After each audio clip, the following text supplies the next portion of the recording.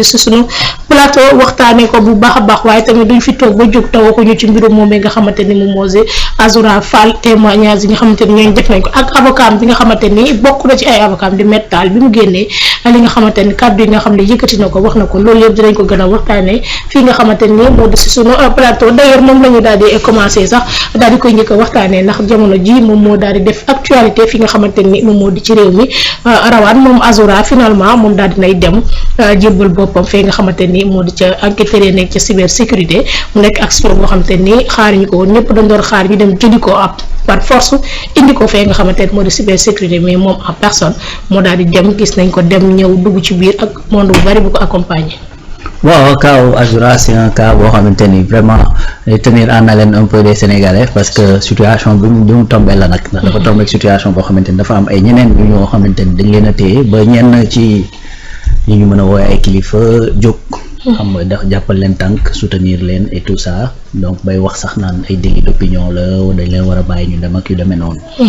donc ñu gis ne également à l'Assemblée nationale le Premier ministre avait déclaré que ni actuellement politique pénale bu réew mi politique judiciaire bi bokk zéro tolérance la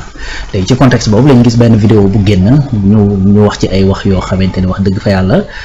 day xotti worma wax yoo xamante ni teggin amu ko muy loo xamante ni à l'unanimité nag quel que soit boor boo mënti féete fii ci réew mi da nga ko naqarlu donc ci contexte boobu moo tax kaawu Azoura nekk cas bu particulier en plus aussi dafa amoon ay quelques précédents yoo xamante ni dafay amoon léegi nag nit ñëpp tijji seen i gët di xool ban démarche la ci justice bi di am parce que effectivement boobu ba tey ñu ngi wax ne y a pas de justice des vainqueurs fii ci réew mi man loolu laa gëm y a pas de justice des vainqueurs man li ma gëm mooy sénégalais yëpp ñoo yem ci justice donc quel que soit alpha loo mënti def su fekkee ne lu yoon di tere la il faut que ñu rappeler la ne lii yoon da koy tere donc dans les règles yi nga xamante ne moom la code de procédure pénale prévoir kaaw Azoura bëri woon keroog sax ñu ngi wax naan dem nañu kër benn xaritam def nañ fa descente et tout ça mais biñ demee dañoo seet rek après gis nañ yoruñu woon mandat yoruñu woon rien du tout donc la question est-ce que convoqué nañ ko ou convoqué wuñ ko ça se posait mais en tout état de cause lu ci mënti am itam mooy que ni on savait que ni forcément fii lay mujjee parce que soit day dem yóbbu boppam soit ñu dem jëli ko yóbbul ko procureur heureusement bu mu choisir la façon la plus douce mooy que ni moom mu ànd ak ñi nga xamante ni ñoom la war a àndal dem jébbal boppam effectivement ci ña ko doon woo pour laaj ko léegi loolu c'est fait on attendra de voir effectivement les développements nan la ci yoon di taxawee yu demee noonu ce qui est sûr et certain mooy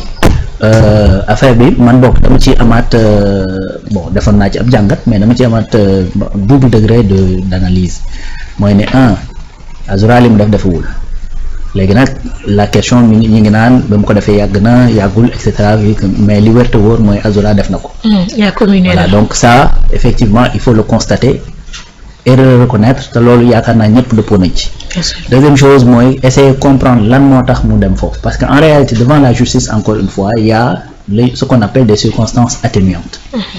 man mi nga xamante ne damaa def te tey ko mënumaa yem ak ki nga xamante ne daa def te tey ko mënumaa yem ak ki ko def jàpp ne li muy def moo ko tey fekk ne peut-être àndut ak sago loolu mënuñoo yem ci justice loolu nag effectivement ci devant la loi dafa am lu koy prouver da ngay ñëw mu am peut-être ay médecins certifiés yu wane ne moment yi ngay def yëf yi wala boog en tout cas àndoog sa sago ak yu demee noonu. Bien sûr. Parce que rappelons-nous récemment il y a eu quelqu'un fii ci Thiaroye koo xamante ne dafa def ay vidéo wax ay wax yu doy waar ci président de la République Diomaye Faye wax également ci premier ministre bañ ko téye ba dem ci yoon après ñëpp dañoo génn ne wérul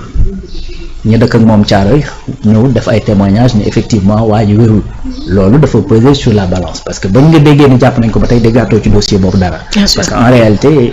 effectivement waa ji àndut ak sagom bi muy def loolu. léegi nag je dis pas que c'est pas à moi de dire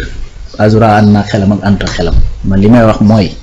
su fekkee Azoura bi muy def il est conscient de ce qu'il est en train de faire c'est-à-dire Azoura nekkul un sur-sénégalais plutôt que yeneen sénégalais yi nga xamante ne dañ leen jàpp ci lu demee noonu. su fekkee ni effectivement moment ba mu koy def dafa am ay problème psychique kooku ku ko dimbali la gën a soxla. Bien sûr. léegi nag dans les deux cas yoon dafa war a yoonal dans les deux cas parce que même su fekkee ne da ngaa am ay problème mu bopp et tout ça boo defee il faut yoon jóg daal di définir xam ni yow mii effectivement nekkoo dans une situation boo xamante ni di nga compatible avec la détention carcérale su boobaa dafa am yeneen mécanisme yoo xamante ni yoon moo koy mën a teg pour que effectivement ñu mën la corriger correction bi nag dafay bokk ci su fekkee da ngaa wér ñu yóbbu la kaso su fekkee wéroo ñu yóbbu la fu ñu la mën a fajee ba war laa mën a delloo si ci biir société bi parce que en réalité muy kaso muy asile muy feneen fu mu ci mënti doon bañ na ko ba kaso maison d'arrêt et de correction la c'est dañ la fay yóbbu pour defaraat la pour dugalaat la dans la société léegi nag en tout cas mën nañ comprendre que ni Azoura dafa am ay problèmes ces avocats l'ont dit man j'ai vu un document boo xamante ne maa ci teg sama bët où effectivement on parle des problèmes de santé de Azoura yaa ngi dégg donc loolu man gis naa ko man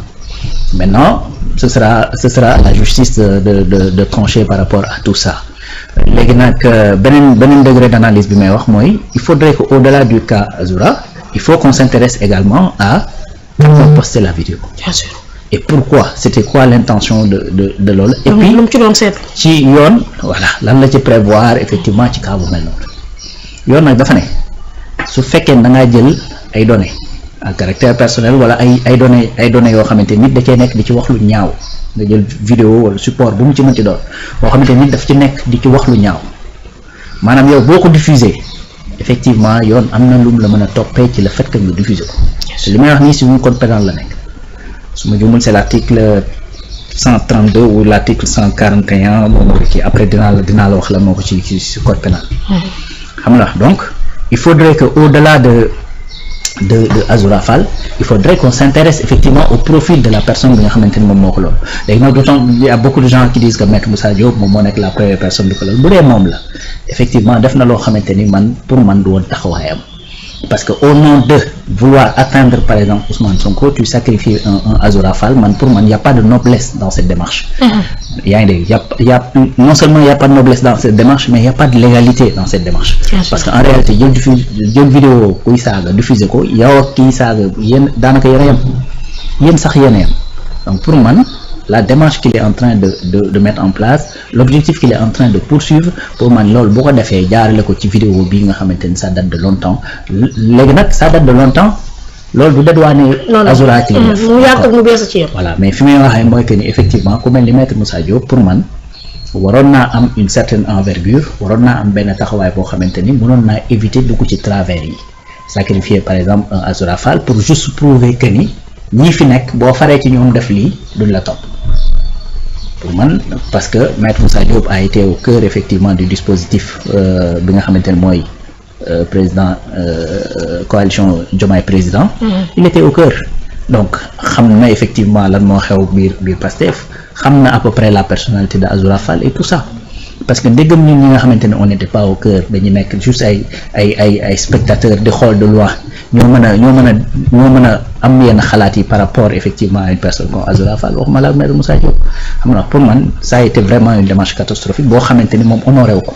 su fekkee ni comme on dit moom moo distribuer la vidéo c'est une démarche qui ne l'honore pas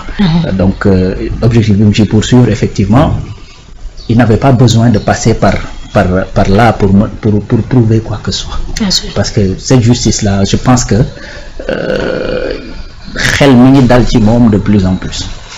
léegi nag un monde parfait ça n'existe pas parfois il y a des cas yoo xamante c'est des cas isolés des fois ñu rappeler peut-être benn nit un certain docteur Diallo wala et cetera demee noonu xam nga donc un monde parfait ça n'existe pas mais pour man ça a été vraiment catastrophique de sa part génne vidéo bu mel nii juste effectivement pour prouver aux Sénégalais que ni boo bokkee ci ñoom duñ la loolu pour man waroon naa mën a jaare feneen am un peu plus de grandeur bañ a sacrifier et puis exposer Azoura Fall de ce fait par contre nag yàlla parfois tamit buy defar day mel ni ku yàq parce que également le cas Azoura c'est pas la première fois ñu dégg ci moom ay wax yoo xamante ne ay wax yu déplacé la wa def na ko fii ci président Diomaye bi muy soog a falu def na ko fii ci papay Barthélémy Diaz Jean-Paul Diaz donc defaat na ko ci vidéo bi en question donc yàlla comme fi may waxee ne yàlla buy defar day mel ni ku yàq peut-être que bii c'est une bonne fois pour toutes un moyen boo xamante dina ko calmer de façon définitive léegi nag boo xoolee li tax tamit ñu bari di rappeler que di vidéo bi yàgg na parce que le premier ministre Ousmane Sonko dànkaafu woon na ko ba man j'ai vu une vidéo bu muy wax moom Azoura naan dootuma waxati lu kii parce que président Ousmane Sonko ci boppam moo ma woo ne ma bàyyil sa yi ngay def parce que bis boo ko defee du ma la protéger et cetera ki demee noonu donc la vidéo boo xamante ne Azoura moo ci wax loolu donc il s'était même calmé ci période bi yëpp parce que gën nañoo dégg mu def ay dérives gën nga koo gis ci plateau télé yeeg et cetera yu demee noonu. donc boo ko sullilee loo xamante ni ça date de 8 mois ou 9 mois d'après ce qu'on dit donc pour man. En réalité leneen looy seet ci ginnaaw. am na leneen looy seet ci gannaaw te loolu ngay seet ci gannaaw malheureusement doo ko gis parce que les gens vont agir et su boobaa qui tu vas mettre réellement en mal c'est Azoura. que tu vas mettre dans une situation bu nga xamante ne après mën na faa jógee sax sa santé mentale gën a détérioré. surtout côté santé foofu noonu laay ñëw parce que métal gis nañ ko bi mu génnee wax na ni moom Azoura dafa am feebar yoo xamante ni mi ngi koy daal di souffrir yoo xam ne mënu ko permettre sax mu daal di def li nga xamante ni moom moo di ci prison te loolu yëpp foofu la ko daal di jëlee aggravé ko. lii est-ce que tamit nekkul un moyen boo xamante ni une bonne fois pour tout dinañu xool situation carcérale yi nga xamante ni yenn détenus yi ñu ngi koy am ba bu ñu génnee am ay séquelles soit day mental wala mu nekk physique yoo xamante ni da leen di topp durant toute leur vie. gis nga Adja Rouba en fait tey Azoura ba son cas moo exposé wu mais ñi nga xamante ni dañuy def lu mel nii te feeñu ñu ñoo ëpp ñoo xamante ni tey boo leen tuddaloon Macky Sall en fait dinañ ci wax loo xamante ni yow sa voilà quoi yow loxo day dar gémmiñ parce que en réalité dafa am loo xamante ni bu la arrivé ci sa àddina par exemple y a un gars boo xamante ni dafa toog ci benn télé fii di expliquer effectivement liñ ko def